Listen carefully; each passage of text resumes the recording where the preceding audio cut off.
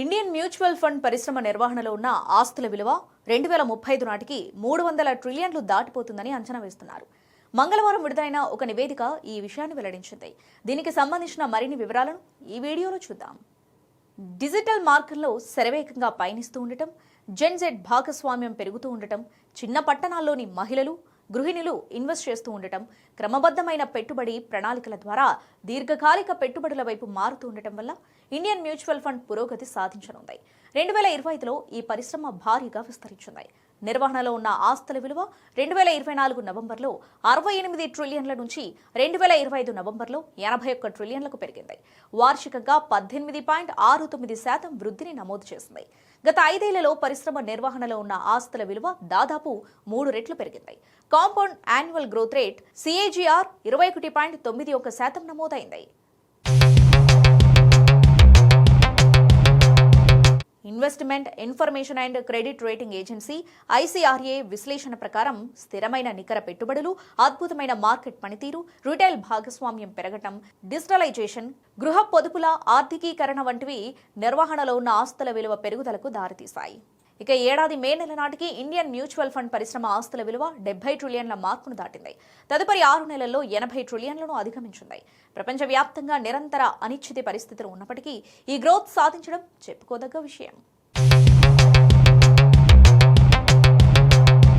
ఇన్వెస్ట్మెంట్లలో ఇదే ఊపు కొనసాగితే ప్రస్తుత ఇన్ఫ్లో ట్రెండ్లు, మార్కెట్ పనితీరు ప్రకారం రాబోయే కొన్ని సంవత్సరాలలోనే మన దేశం 100 ట్రిలియన్ల పరిమితిని దాటే అవకాశం ఉందని మార్కెట్ వర్గాలు ధీమా వ్యక్తం చేశారు. ఓపెన్ అండ్ ఈక్విటీ ఫండ్ల నిర్వహణలోని ఆస్తుల విలువ 5 ఏళ్లలో 4 రెట్లు పెరిగింది. 2020 నవంబర్లో 9 ట్రిలియన్ల నుంచి 2025 నవంబర్లో 36 ట్రిలియన్లకు చేరుకుంది.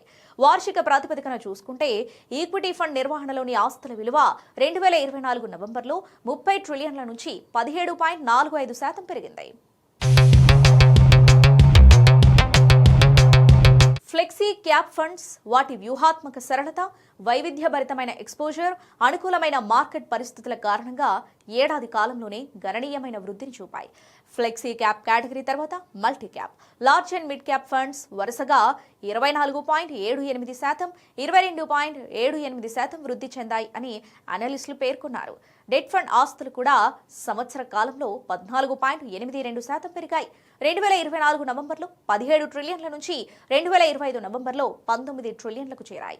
ఈక్విటీ ఫండ్ పనితీరు కూడా బాగుంది. స్మాల్ క్యాప్ ఫండ్స్ 5-10 ఏళ్ల కాలంలో మంచి రాబడిని అందించాయి. ఈ ఏడాది నవంబర్ 30 నాటికి వరుసగా 24.91%, 16.70% CAGRలను నమోదు చేశాయి.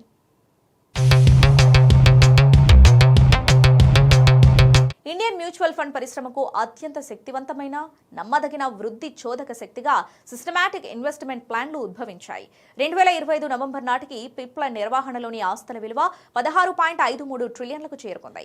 ఇది పరిశ్రమ మొత్తం నిర్వహణలోని ఆస్తుల విలువలో 20% పైగా ఉండటం గమనార్హం.